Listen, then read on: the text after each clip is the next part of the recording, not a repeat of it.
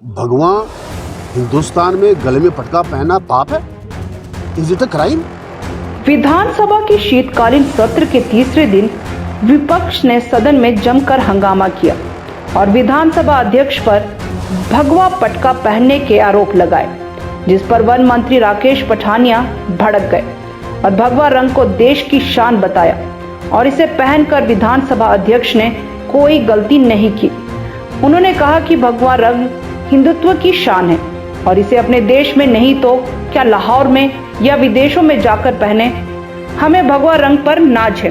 और विधानसभा अध्यक्ष ने कहा कि विपक्ष सत्ता पाने के लिए पूरी तरह से पागल हो गए हैं और विधानसभा के अंदर आज घोषणाएं कर रहे हैं। करुणामूलक को नौकरी देने, आउटसोर्स को पक्का करने और पुलिस वालों को नियमित करने की आज घोषणा सदन में कही है, लेकिन वास्तव में यह सभी कांग्रेस की ही देन है। कांग्रेस सरकार में ही पुलिस कर्मियों के लिए काला कानून लाया गया और ओपीएस खत्म किया गया। यही नहीं, हजारों की संख्या में कांग्रेस ने आउटसोर्स पर कर्मी तैनात किए और अब भाजपा पर इसके आरोप लगा रहे हैं, जबकि वास्तव में यह सब कांग्रेस की ही देन है। भाजपा सरकार करुणामूलक को नौकरी देने का काम कर रही है, साथ ही पुलिस जवानों की मांगों को लेकर कमेटी बनाई गई है।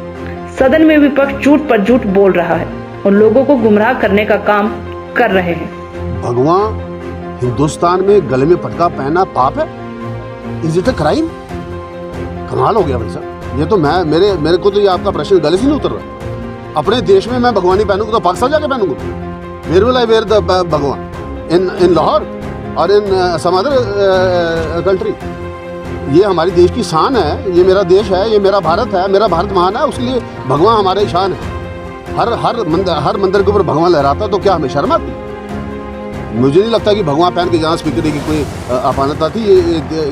ये देश का रंग है, हमारा हिंदुत्व का रंग है, हमें उससे we are proud of it, हमें नाज है इस रंग की। कांग्रेस आरोप लगा रही है कि जो चाहूँगा कि आपने 12 और 17 के बीच में किया तब आपके लिए सब कानून ठीक हो जाते। आप करना मूल के आधार के ऊपर आपने कितनी नौकरी बांटी? आप करना मूल के आधार के ऊपर आपने 50 के ऊपर ब्रेक लगा दी। जो कर्मचारी 50 साल के ऊपर टाप जाएगा वो करना मूल के अंदर आएगा नहीं। हमने 50 को बढ़ा के 58 किया। 58 भी ऐसा किया कि जिस दिन उसकी लास्ट डे ऑफ सर्विस है उस दिन भी अगर उसका देहांत होता तो उसके बच्चे उसके लिए एलिजिबल। इतना बड़ा कानून हम लेकर आए। अगर आप रिकॉर्ड निकाल के स्टेट करें, 20 साल में इतनी करना मूल के आधार की नौकरी नहीं जितनी हमने पिछले 4 साल में दी। और हम 31 मार्च तक इनका पूरा बैकलॉग जो है 4200 का खत्म करने वाले हैं। हम लोग इस तरफ आगे बढ़ रहे हैं। आपने कुछ नहीं किया, आपने केवल बकवास की, आपने केवल झूठ बोला। आप पुलिस की प्रतिबंध आप लगाए, भुगते हम। 50 साल का प्रतिबंध आप लगाए, भुगते हम। ओपीएस आप मांगे 170 करोड़ के लिए, भुगते हम। आप केवल झूठ बोलने के लिए विधानसभा में आगे घोषणा करने के लिए यहाँ पर रखेंगे। ये डबल स्टैंडर्ड नहीं चलेगा। हिमाचल प्रदेश की पब्लिक आपको बख्शने वाली नहीं है।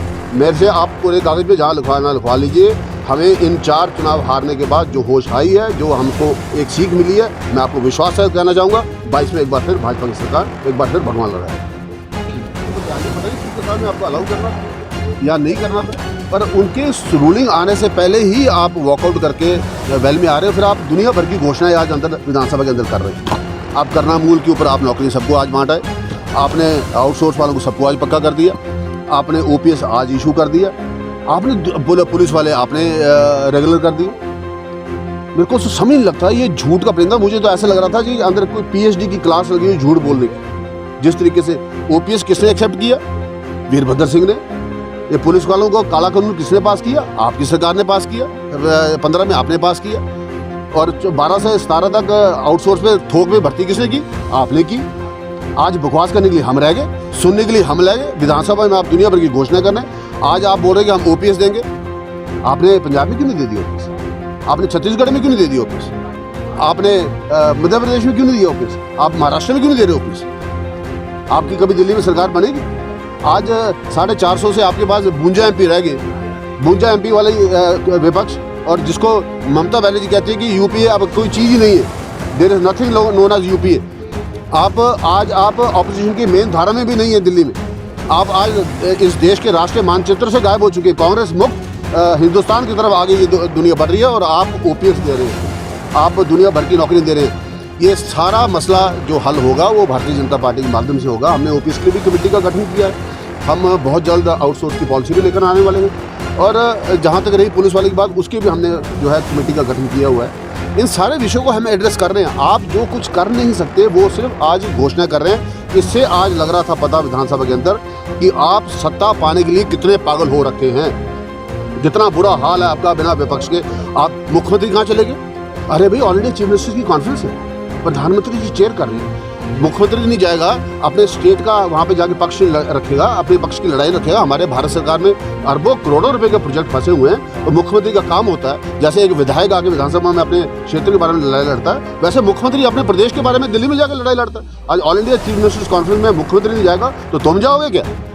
और उसके बारे में आज विधानसभा के अंदर आप बकवास करें कि मुख्यमंत्री कहाँ गायब हो गए? मुख्यमंत्री प्रदेश के लिए काम के लिए गया है, तुम्हारी ऐश करने नहीं गया, सैर करने नहीं गया जैसे राहुल गांधी जाते हैं इटली में सैर करने के लिए, वैसे नहीं गया। हमारा मुख्यमंत्री काम करने के लिए गया है, इस प्रदेश की हक की लड़ाई लड़ने के लिए गया है, दिल्ली में हिमाचल प्रदेश की आवाज को बुलंद करने के लिए वाराणसी गया है, इसलिए मुख्यमंत्री आज बाहर गया। ये मुझे आपसे शिमला से संजू चौधरी की रिपोर्ट।